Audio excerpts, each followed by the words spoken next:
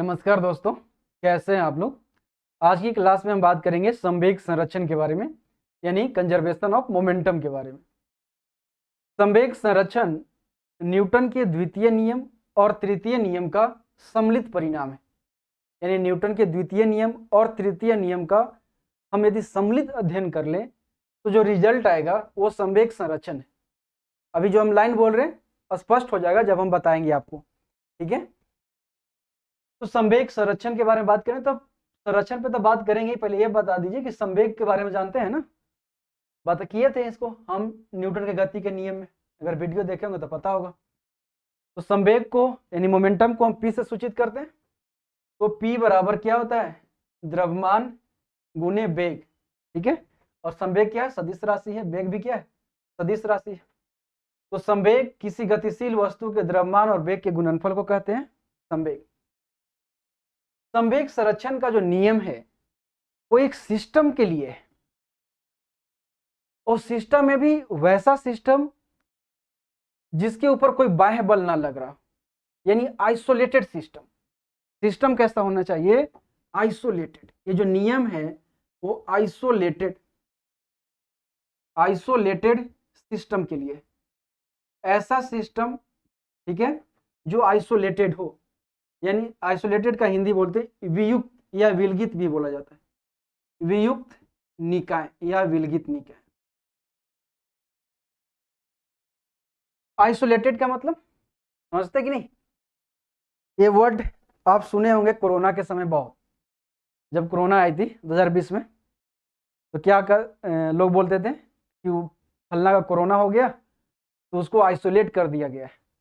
Isolate का मतलब हुआ कि उसे एक कमरे के अंदर बंद कर दिया गया और उससे बाहरी लोगों से मिलना, यानी बाहरी संपर्क क्या कर दिया गया, काट दिया गया। क्या बाहरी लोगों से नहीं मिल सकते हैं, बाहर के लोग आपसे नहीं मिल सकते, आपको एक कमरे के अंदर रहना होगा, यानी बाहरी जगत से संपर्क को काट दिया गया, उसी को बोलते हैं कि आइसोलेट कर दिया गया। यहां भी वही मतलब है, ठीक है, कि सिस्टम है एक कैसा है, आइसोलेटेड, यानी ऐसा सिस्टम जिसके ऊपर कोई बाहरी गतिविधि नहीं हो रहा, इसका मतलब यही हुआ। तो संवेग संरक्षण इसी ऐसी मतलब आइसोलेटेड सिस्टम के लिए ही है। तो बाहरी में से हमें लेना है बल, है ना, ऐसा सिस्टम जिसके ऊपर कोई बाह्य बल ना लग रहा, ठीक है। यहाँ बाहरी हस्तक्षेप में सिर्फ बल का ही बात करेंगे हम, ठीक है। मान लीजिए सिस्टम है, अब सिस्टम हो सकता है कि एक वस्तु से बना हो या कई वस्तु से बन सकता है मिलकर। जैसे ये मार्कर को हम सिस्टम बोले, ये सिस्टम है, तो ये कितना से मिलकर बना हुआ है, एक तो ये हो गया इसका मार्कर ऊपर वाला, इसको क्या बोलेंगे, ऊपर वाला भाग, ठीक है। इसके अंदर एक रिफिल होता है जिसमें इंक डाला जाता है, स्याही डाला जाता है, तो दोनों से मिलकर एक पूरा सिस्टम बन गया, है ना।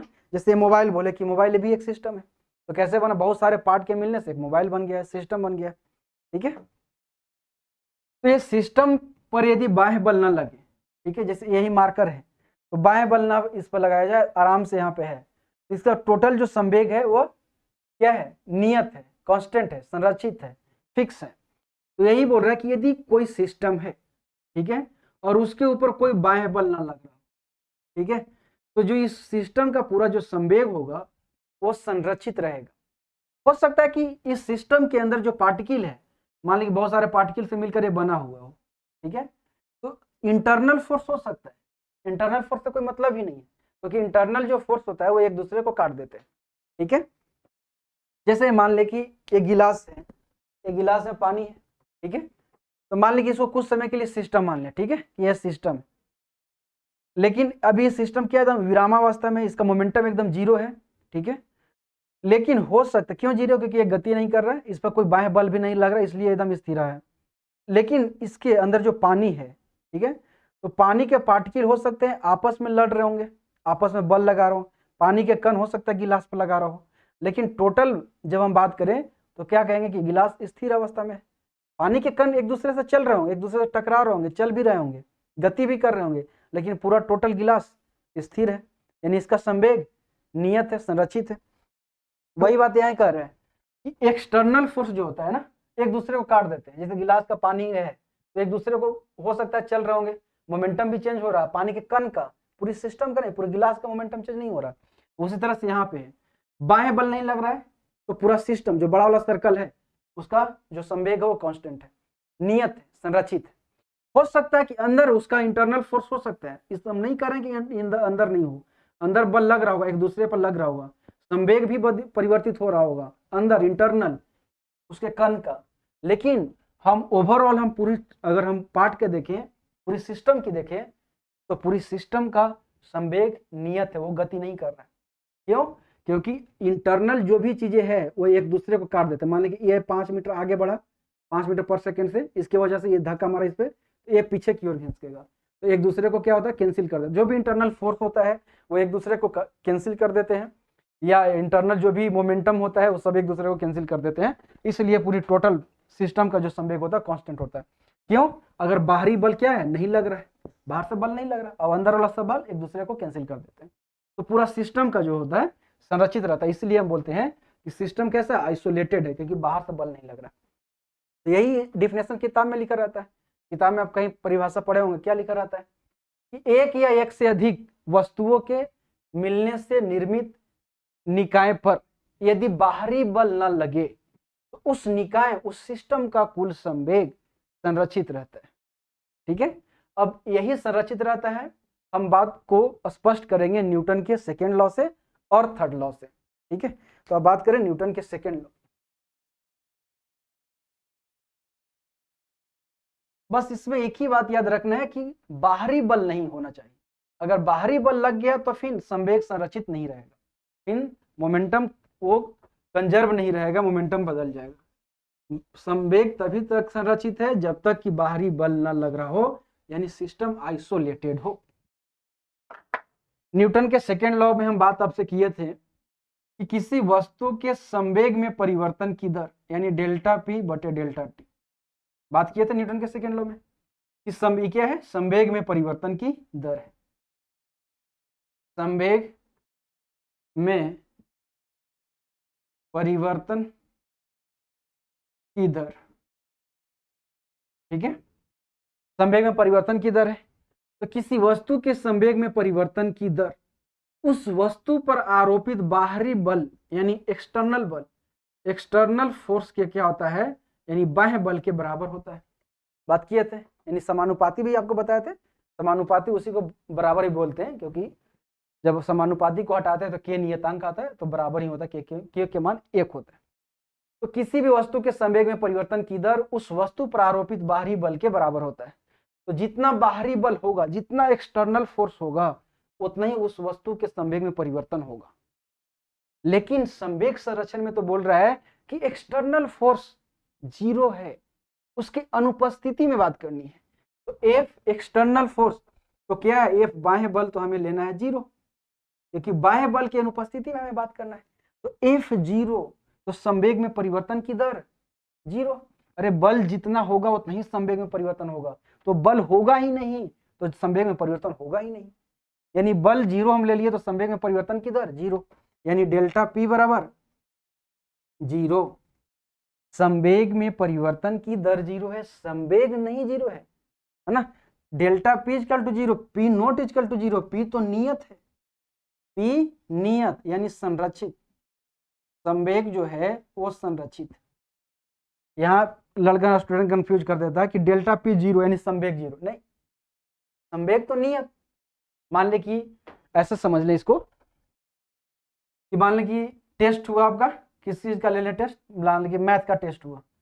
ठीक है, टेस्ट हुआ मैथ का, उसमें 100 नंबर का टेस्ट हुआ। ठीक है, 100 नंबर से में से आपको आया मान ले कितना, मान ले 50 नंबर। ठीक है, क्योंकि सर 50 नंबर तो आता ही सब दिन, मान ही रहे हैं तो 90 मान लीजिए, है ना, 90 मान लेते हैं, खुश हो जाइए। ठीक है, आपको नंबर आया कितना, 90 नंबर 100 में। 1 महीना के बाद फिर से टेस्ट हुआ, मैथ का ही हुआ, 100 नंबर का ही टेस्ट हुआ, फिर दोबारा भी आपका नंबर आया 100 में से 90। तो कोई पूछा यहाँ पे कितना नंबर आया, 90, यहाँ पे पूछा तो 90, तो दोनों बार 90 90, यानी नंबर में परिवर्तन की दर क्या हुआ, 0।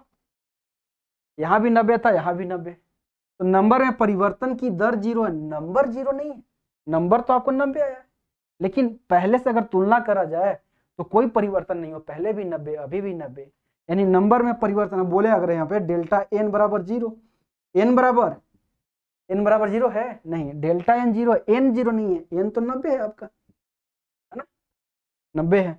वही यहाँ पे डेल्टा p 0 है, p 0 नहीं है। मान ले कि 5 kg का वस्तु है, ठीक है, वो 5 मीटर पर सेकेंड की स्पीड से या 10 मीटर पर सेकेंड की स्पीड से वो जा रहा है, और उसी बेग से उस बेग को मेंटेन किए हुआ चलता जा रहा है। यानी संवेग शुरू में कितना हुआ, 10 × 5 करें यानी 50, और वही बेग से वो चल रहा है, कहीं भी बेग नहीं बढ़ा रहा। यानी संवेग क्या है, हर जगह क्या है, कांस्टेंट है, नियत है, संरक्षित है, फिक्स है। तो संवेग में परिवर्तन हो रहा है नहीं, तो संवेग में परिवर्तन की दर 0, लेकिन संवेग 0 नहीं, संवेग तो उसका 10 हो गया, है ना, 50, 10 × 50 50 हुआ, ठीक है, तो नियत है, ठीक है। तो न्यूटन के द्वितीय नियम से में बात चल रहा है कि संवेग जो होता है नियत रहता है, संरक्षित रहता है। लेकिन इसे अगर हम प्रूव करना चाहें तो हमें बात करना होगा न्यूटन के तृतीय नियम पे, और न्यूटन के तृतीय नियम ये बात को स्पष्ट कर देगा कि किसी भी वस्तु का जो संवेग संरक्षित रहता है बाह्य बल की अनुपस्थिति में, ठीक है। तो अब हम न्यूटन के थर्ड लॉ पे बात करते हैं।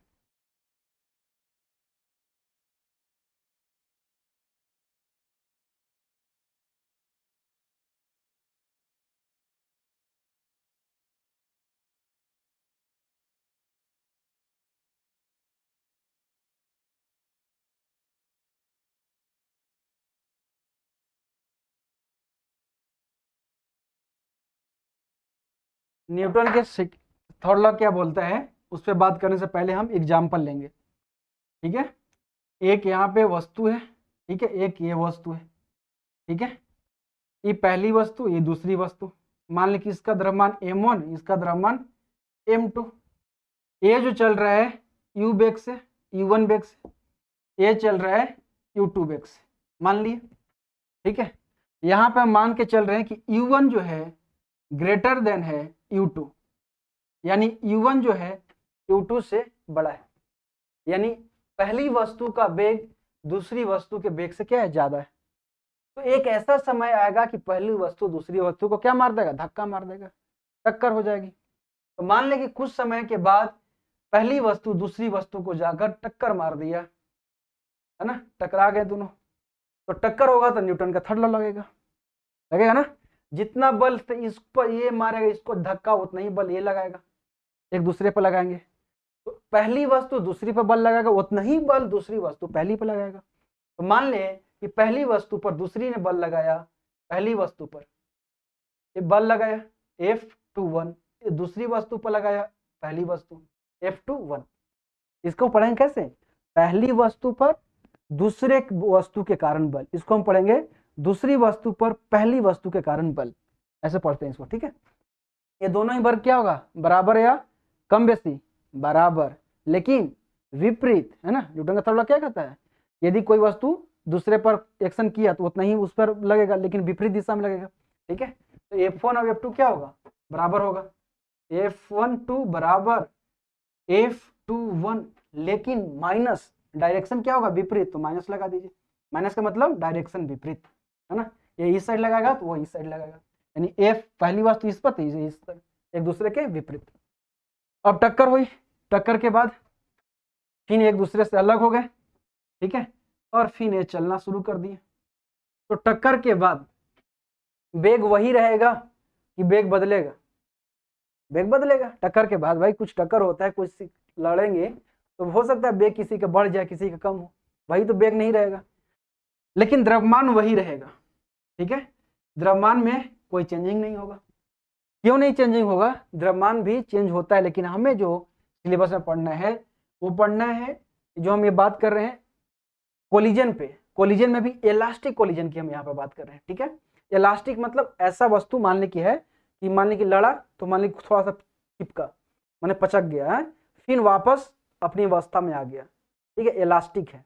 तो मान लेते हैं कि जो भी टक्कर हुआ इलास्टिक कोलिजन हुआ है, तो इलास्टिक में द्रव्यमान पुनः वैसे ही जैसा का तैसा रहता है वैसे ही आ जाता है, द्रव्यमान में कोई क्षति नहीं होता, लेकिन वेग बदल जाता है। मान ले कि इसका वेग हो गया अब u1 से बदलकर हो गया v1, और इसका u2 से बदलकर हो गया v2, ठीक है। चलिए, तो पहली वस्तु का संवेग क्या है, m1 दूसरी का m2 ये संवेग था, लेकिन संवेग हो गया अब की टक्कर के बाद क्या हो गया, m1 हो गया, यानी संवेग में परिवर्तन हो गया।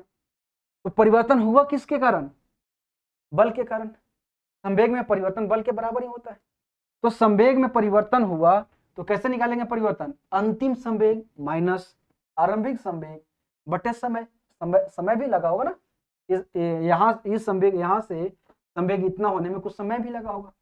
तो पहली वस्तु ये है, ठीक है। F12 बराबर, याद रखिएगा ये कोई अलग नहीं है, हम पूरा ये सिस्टम ले रहे हैं। पूरा ये जो है पहली वस्तु दूसरी, ये पूरा एकदम इतना से क्या है, एक सिस्टम है। ये पूरा क्या है, एक सिस्टम। ये पूरा क्या है, एक सिस्टम, ठीक है। सिस्टम यहाँ है, बाहरी बल कोई नहीं लग रहा है, ठीक है। ये अंदर भी यहाँ बल है।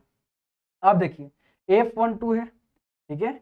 F12 में संवेग में परिवर्तन की दर होगा, बल हम निकालेंगे। तो पहली वस्तु का यानी अंतिम संवेग m1 v1 माइनस आरंभिक संवेग m1 u1 बट कुछ समय भी लगेगा, मान लीजिए समय t लगा। उसके बाद F21 निकाल लेते हैं, दूसरी वस्तु पर जो बल लगा है ना, संवेग में परिवर्तन हुआ। तो दूसरी का अंतिम संवेग आरंभिक संवेग घटा देंगे, तो अंतिम संवेग m2 v2 माइनस आरंभिक m2 u2 बटे समय भी लगा होगा, समय लिख लिए। अब देखिए न्यूटन के थर्ड लॉ से बोल देंगे ना, यहाँ पे न्यूटन के तृतीय नियम से F12 बराबर F21 है। तो ए और ए बराबर, तो ए भी बराबर बोलते थे ना, LHS बराबर तो RHS बराबर है ना। तो ए और ए दोनों क्या होगा, बराबर। चलिए तो हम ये दोनों को बराबर कर देते हैं, इसको और इसको। तो इसको लिख लेते हैं m1 u1 minus m1 v1 minus m1 u1 बटे t बराबर, ये कर लेंगे। लेकिन बराबर करने से पहले माइनस का चिन्ह भी है, ये भी याद रखना है, माइनस है ना, माइनस ये पूरा लिख लेंगे m2 v2 minus m2 u2 बटे t, ठीक है। t और t कट जाएगा, रिजल्ट क्या आएगा मेरे पास, m1 v1 minus m1 u1 बराबर, देखिएगा माइनस से माइनस में करेंगे, माइनस तो ई का माइनस और ये हो जाएगा प्लस, है ना, माइनस से गुना करना है। तो माइनस m2 v2 ये होगा minus minus plus, plus m2 u2, ठीक है। यहाँ तो कोई दिक्कत नहीं। माइनस 16 की साइड ला दीजिए और ये माइनस को उस साइड भेज दीजिए, तो प्लस में हो जाएगा। तो कर लेते हैं एक बार, क्या हो जाएगा m1 v1 इधर ही आएगा तो m2 v2, m1 v1 plus m2 v2 ये इधर चल जाएगा, तो m1 u1 plus m2 u2 यही हुआ। चलिए अब इसको थोड़ा इधर लिख लेते हैं, इसको इधर अच्छा लगेगा, क्योंकि बच्चे से हम लोग क्या बोल देते हैं, टक्कर से पहले टक्कर के बाद, यही वर्ड बोलते हैं ना। ये टक्कर से पहले क्या है, m1 u1 m2 u2 ये इधर लिखाया है, तो इसको इधर लिख देते हैं, इसको इधर लिखने के यहीं पे छोड़ सकते हैं, कोई दिक्कत नहीं है, मगर थोड़ा अच्छा लगेगा, लिख देते हैं इस साइड, ठीक है। यहाँ से इस साइड लिखा हुआ, इसको हम पूरा को उठा के इस साइड लिख देते हैं, इसको कोई दिक्कत नहीं होगा। चलिए लिख देते हैं m1 u1 plus m2 u2 बराबर m1 v1 plus m2 v2, इसी को बोलते हैं देखिए m1 u1 plus m2 u2 यानी टक्कर से पहले का संवेग, टक्कर से बाद का संवेग m1 v1 plus m2 v2 यानी टक्कर के पहले टक्कर के बाद का कुल संवेग क्या है, बराबर है। यहाँ पहले टक्कर से पहले जो संवेग था वही बाद में भी है, यानी कुल संवेग संरक्षित है, कोई भी संवेग में परिवर्तन नहीं हुआ, न क्षति हुआ न वृद्धि हुई, ठीक है। तो टक्कर से, इसी को बोलते हैं ना कि टक्कर से पहले और पहले संवेग और टक्कर के बाद क्या है, बराबर है। टक्कर नहीं लिखा हुआ, ठीक है, टक लिखा गया ना, टक्कर के बाद संवेग क्या है, दोनों बराबर है। चलिए इसको हम दूसरा भाषा में लिख सकते हैं कि आरंभिक संवेग और अंतिम संवेग दोनों बराबर है। आरंभ में यह संवेग था, अंत में यह संवेग, लिख सकते हैं लिख सकते हैं, दूसरी भाषा में भी लिख सकते हैं कि आरंभिक संवेग बराबर अंतिम संवेग यानी कुल संवेग संरक्षित, यानी मोमेंटम इनिशियल और मोमेंटम फाइनल, यही हुआ ना अंत में, यानी initial momentum equal to final momentum. ठीक है, तो ये जो है इसको अंडरलाइन कर लीजिए, इसी से सारा न्यूमेरिकल बनेगा आपका। ठीक है, इसको नोट कर लीजिए, नोट करना चाहें तो नोट कर लीजिए, शॉर्ट स्क्रीन ले सकते हैं। तो इससे m1u1 प्लस m2u2 बराबर m1v1 प्लस m2v2, इससे जितना न्यूमेरिकल बनेगा, ठीक है, जितना एग्जाम पूछेगा इससे बन जाएगा। कुछ न्यूमेरिकल होगा कि सिर्फ इसके वजह से नहीं, सिर्फ इसके फार्मूला से नहीं बनेगा, इसके साथ साथ एक फार्मूला और लगाना पड़ेगा। ठीक है, लेकिन उस पर बात करने से पहले हम न्यूमेरिकल ले लेते हैं, जो इस पर पूछा हुआ है, इस फार्मूला से बन जाता है प्रश्न, वो ले लेते हैं। उसके बाद हम एक और फार्मूला बताएंगे जिसके बाद सारा प्रश्न बन जाएगा। ठीक है, तो पहला प्रश्न ये देखिए कि 10 मीटर पर सेकेंड से गतिमान एक 2000 केजी का ट्रक ट्रैफिक लाइट पर खड़ी एक कार से टकराता है। टकराव के बाद दोनों एक साथ 8 मीटर पर सेकेंड की गति से चलते हैं। कार का द्रव्यमान ज्ञात करें। 4 गो ऑप्शन दिया हुआ आपके सामने, तो पहले क्या करना है, क्या क्या दिया हुआ लिख लेना है, और संवेग संरक्षण वाला जो हम फार्मूला बताएं वो लगा देना है। क्या क्या दिया हुआ है, 2 चीज हमारे पास, एक ट्रक है एक कार है, तो लिख लेते हैं ट्रक का क्या दिया हुआ है। ट्रक का देखिए मास दिया हुआ m1, मान लीजिए ट्रक का m1 2000 केजी, 2000 केजी। ट्रक का आरंभिक वेग, आरंभिक यानी u1 दिया हुआ 10 मीटर पर सेकेंड। कार का अंतिम वेग दिया हुआ है क्या, हाँ, दोनों एक साथ 8 मीटर पर सेकेंड, यानी दोनों का वेग दिया हुआ, यानी कार भी उसी स्पीड से जाएगा और ट्रक भी उसी स्पीड से, किसी टक्कर के बाद, है ना। तो टक्कर के बाद को हम क्या मानते हैं, v1 मानते हैं, v1 बराबर 8 मीटर पर सेकेंड। ठीक है, तो ट्रक का तो सब चीज दिया हुआ है। कार का देखते हैं क्या क्या पूछ रहा है। कार का द्रव्यमान पूछ रहा है, यानी m2 तो दिया हुआ नहीं है, कार का द्रव्यमान पूछा हुआ है, यही तो निकालना है। ट्रक आप देखते हैं, कार का आरंभिक वेग क्या दिया हुआ, आरंभिक वेग है दिया हुआ, देखिए ट्रक कार जो है क्या है, ट्रैफिक लाइट पर खड़ी है, तो उसका आरंभिक वेग क्या हुआ, 0, खड़ा है यानी रेस्ट में है, तो आरंभिक वेग 0। अंतिम वेग बताइए, यानी v2 क्या, दोनों एक साथ, तो यानी दोनों का वेग है, इसका भी 8 इसका भी 8, यानी v2 8 मीटर पर सेकेंड। तो फार्मूला सीधे लगा देना, एक तो निकालना है। तो initial momentum equal to final momentum.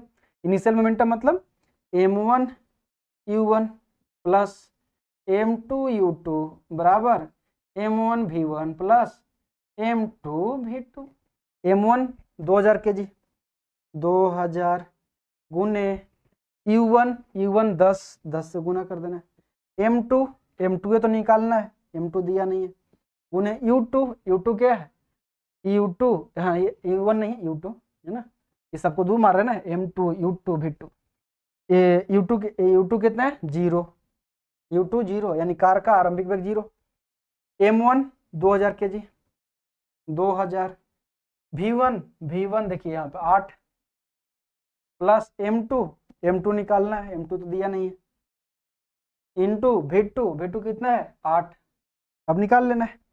ये पूरा तो 0 हो जाएगा, 0 से गुना करेंगे तो कितना हो जाएगा, 2000 गुने 10, यहाँ पे 2000 गुने 8, इसको इस साइड ला ले तो 2000 हो जाएगा, तो 2000 कॉमन ले लेते हैं, 2000 कॉमन ले लेंगे तो 2000 कॉमन हो जाएगा, 10 - 8 हो जाएगा, इसको इधर ला दिए, तो 2000 कॉमन ले लिए, इसको इस साइड, तो 10 - 8 हो जाएगा, बराबर इसको गुना करेंगे तो 8m2, अभी 10 में से 2 गया तो 2 कितना बच गया, 10 में से 8 गया तो 2 से करेंगे 2000 में गुना तो 4000, कितना हो गया 4000 बराबर 8m2, यानी m2 बराबर 4000 बटे 8, 8 पचे 40, यानी 500 केजी।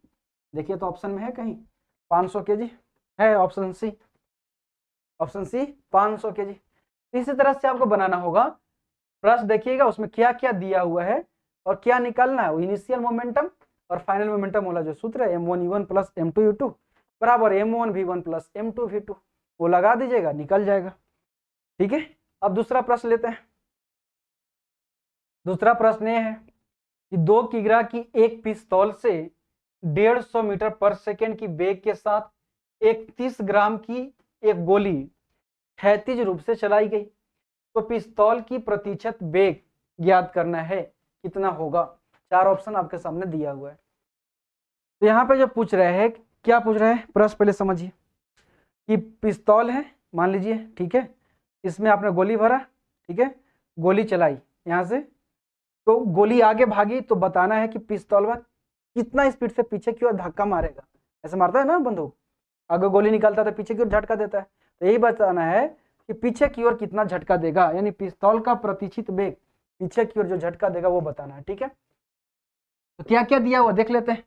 2 चीज हमारे पास है, एक है पिस्तौल और एक क्या है, गोली, ये तो बात करनी है। देख लेते हैं कि पिस्तौल का क्या क्या दिया हुआ। पिस्तौल का वजन दिया हुआ, तो m1 मान लेते हैं पिस्तौल का द्रव्यमान 2 kg। और क्या दिया पिस्तौल का E1 क्या, आरंभिक वेग बताइए। आरंभिक वेग गोली का, आरंभिक वेग बंदूक का, दोनों का क्या होगा, 0 होगा।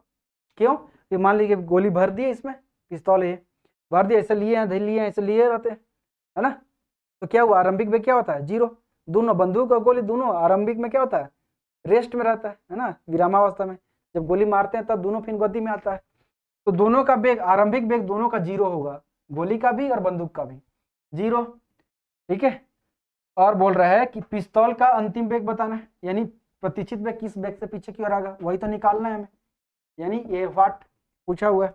गोली का क्या क्या दिया हुआ है, गोली का वजन दिया हुआ है मेरे पास 30 ग्राम, M2 दिया हुआ है 30 ग्राम है, ग्राम को हम केजी में बदलने के लिए 1000 से भागा दे देंगे। ठीक है, सबको ग्राम केजी में लीजिएगा, क्योंकि सबका मात्रक जो होगा एसआई मात्रक में लिया जाता है, तो द्रव्यमान कैसा मात्रक केजी होता है, तो केजी में बदल लेंगे 1000 से भागा देके इतना केजी।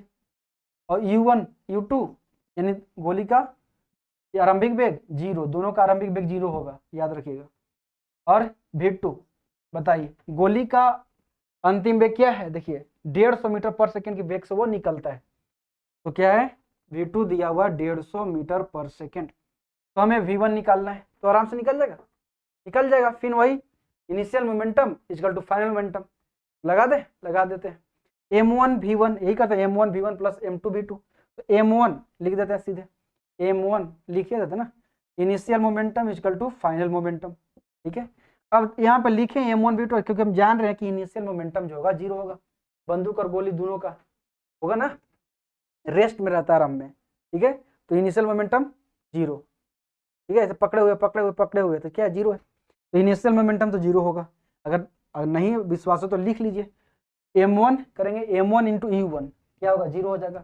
M2 U2 दोनों 0 हो जाएगा ना, क्योंकि दोनों 0, आरंभिक वेग 0 है, तो द्रव्यमान से गुना करेंगे तो 0, यानी initial momentum 0, final momentum M1 2 kg, V1 वाट, V1 तो निकालना है, प्लस M2 यानी 30/1000 और V2 150।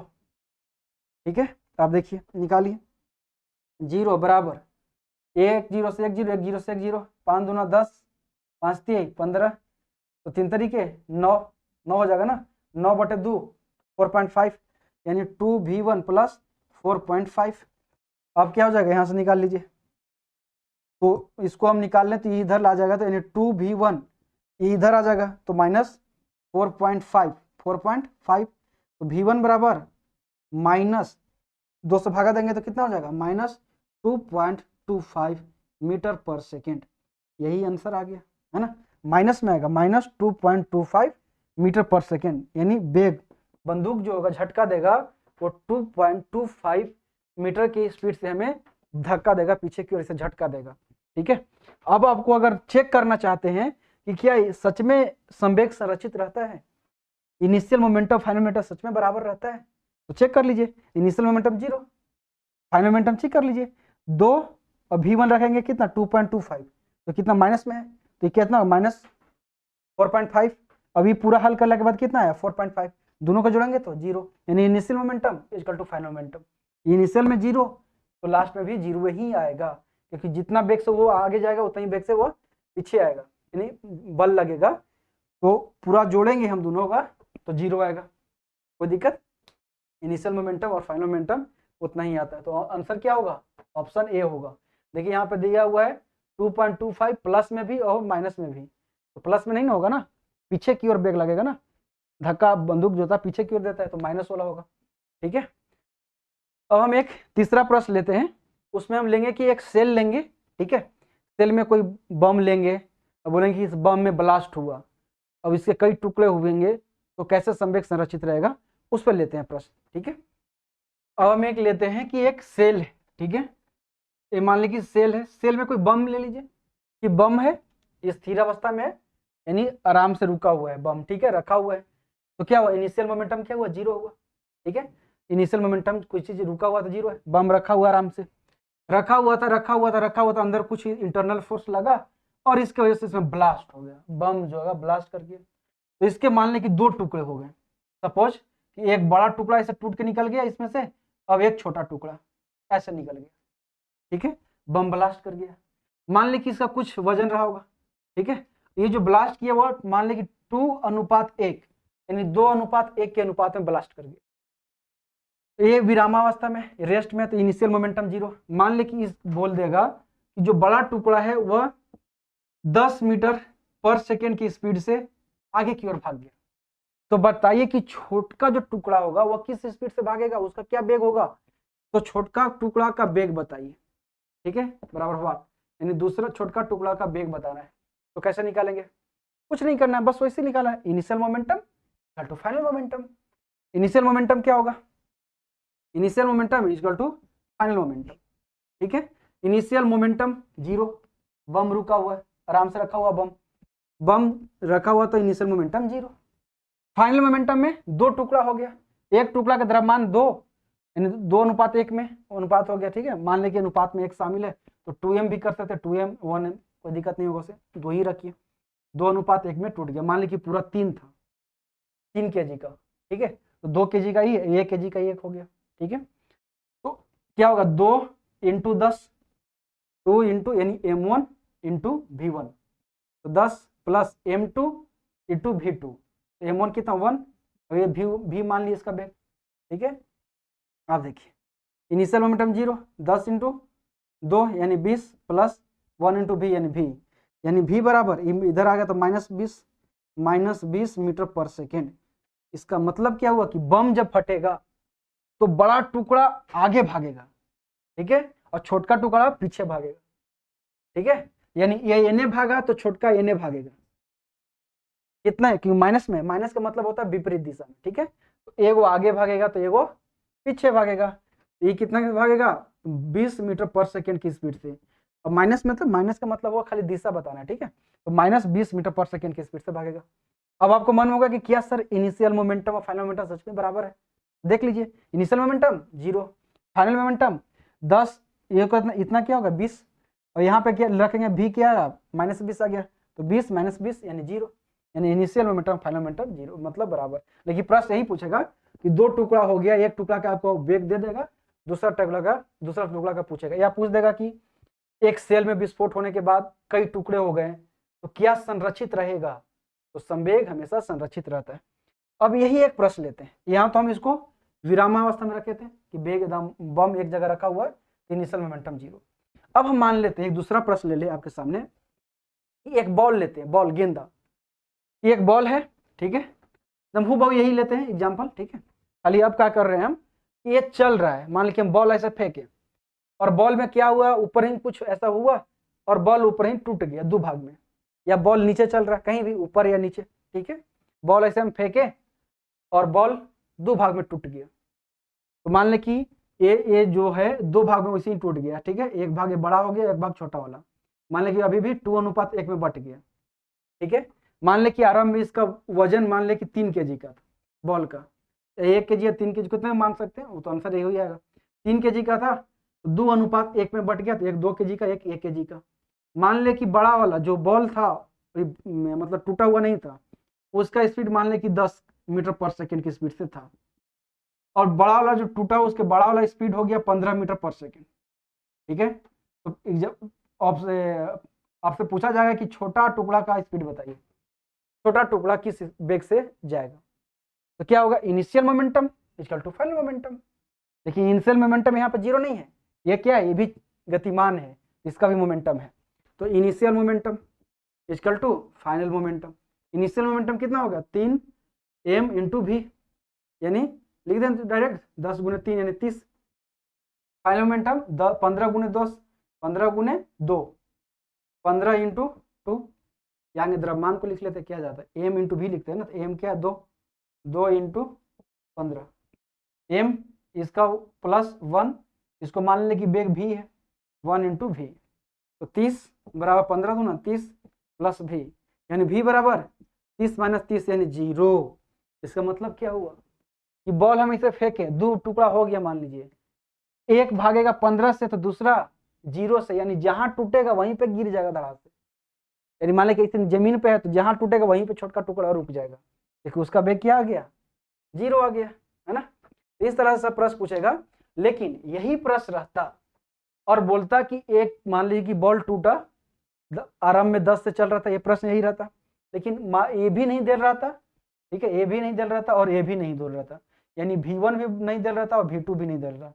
पूछता कि V1 भी बताओ और V2 भी बताओ, दोनों बताओ, तब कैसे निकालते हैं, तब सिर्फ initial momentum equal to final momentum से प्रश्न नहीं बनेगा, तब उसके लिए हमें एक और फॉर्मूला की जरूरत पड़ेगी। तो ऐसा प्रश्न पूछा हुआ RRB 2018 का प्रश्न है, ठीक है, ये सारा एग्जाम्पल अभी दिए RRB 2018 में 20 में सब पूछा हुआ प्रश्न है। अब हम देंगे एक और फॉर्मूला आपको हम बताएंगे, तो उसके बाद से जो है सारा प्रश्न बन जाएगा। क्योंकि जब एक के साथ दोनों का वेग पूछेगा तो m1 plus u1 plus m2 u2 बराबर m1 v1 plus m2 v2 से प्रश्न जाकर नहीं बनेगा, वो सिर्फ जाकर रुक जाएगा, रिजल्ट आएगा ही नहीं। उसके लिए एक और फार्मूला की जरूरत पड़ेगी, तब उस पर हम बात कर लेते हैं, ठीक है। अब हम बात करेंगे, एक फार्मूला दे देते हैं जिससे आपको सारा प्रश्न बन जाएगा। तो हम निकाले क्या थे, इनिशियल मोमेंटम बराबर फाइनल मोमेंटम, ठीक है, यानी m1 u1 plus m2 u2 बराबर m1 v1 plus m2 v2, यही हम लोग निकाले संवेग संरक्षण के नियम से। m1 को हम एक साइड कर देते हैं, ठीक है, इसको इस साइड लाएंगे, तो m ला कर m1 को कॉमन लेंगे, m1 कॉमन लेंगे तो क्या होगा, u1 माइनस v1, इसको उधर लेके चल जाते हैं, ठीक, m2 को, और m2 को कॉमन ले लेंगे तो क्या मिलेगा, v2 माइनस u2, इसको मान लेते हैं समीकरण 1, ठीक है। ये हो गया इनिशियल मोमेंटम और फाइनल मोमेंटम से।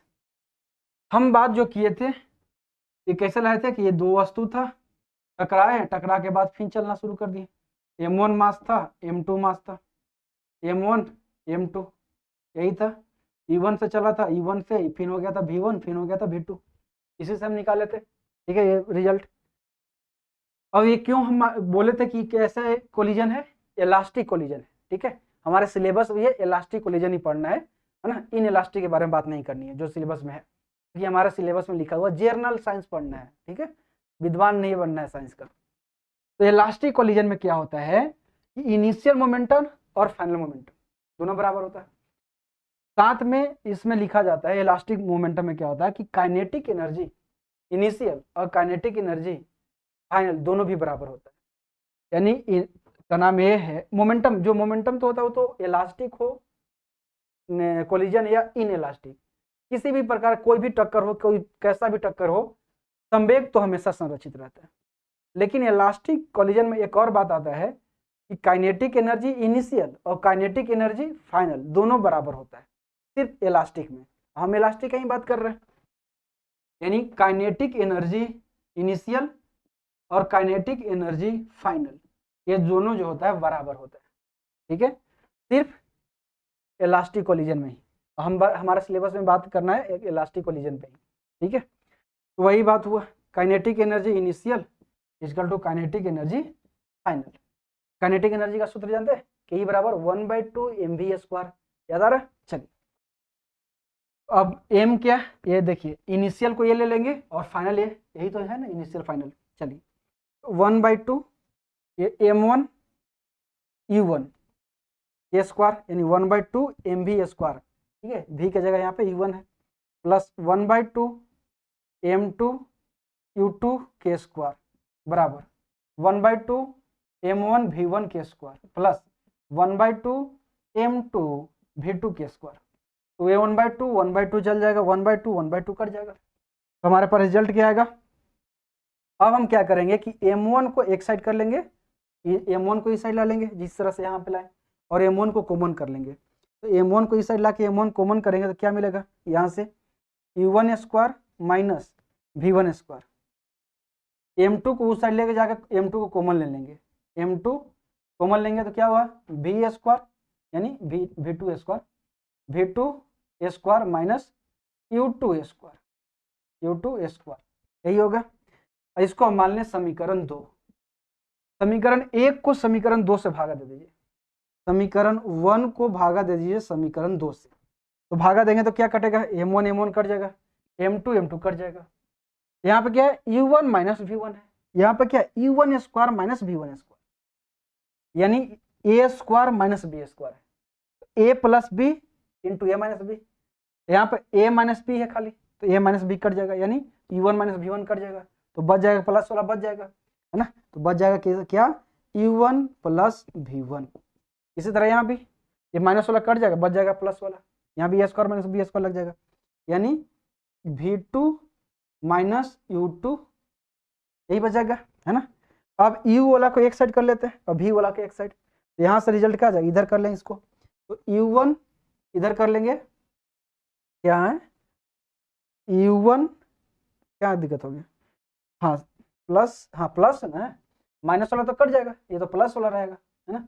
v2 प्लस u2 रह जाएगा ना, u2 a square minus b, तो माइनस वाला कट जाएगा, प्लस वाला रह जाएगा। इसको इधर लाएंगे तो माइनस क्या होगा u2, यानी u1 माइनस u2 बराबर ये v1 को इधर ले जाएंगे तो v2 माइनस v1।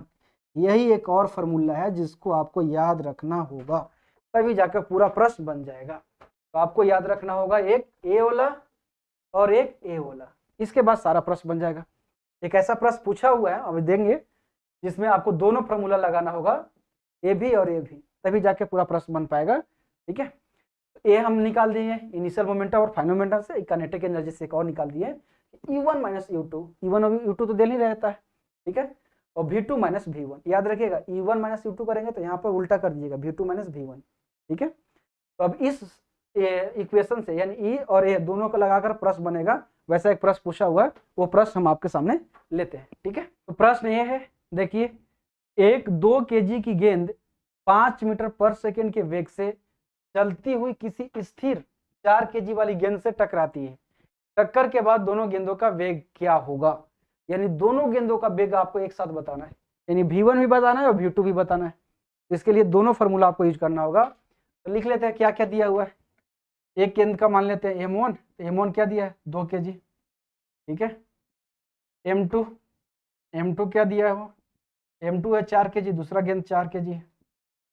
जो m1 है उसका u1 क्या है देख लेते हैं, u1 क्या है उसका 5 मीटर पर सेकेंड, 5 मीटर पर सेकेंड। u2 क्या है, u2 भी दिया हुआ है, u2 क्या है, अरे स्थिर है मेरे भाई, स्थिर है तो क्या होगा u2 0 होगा, स्थिर कोई भी चीज रहेगा तो उसका आरंभिक वेग 0।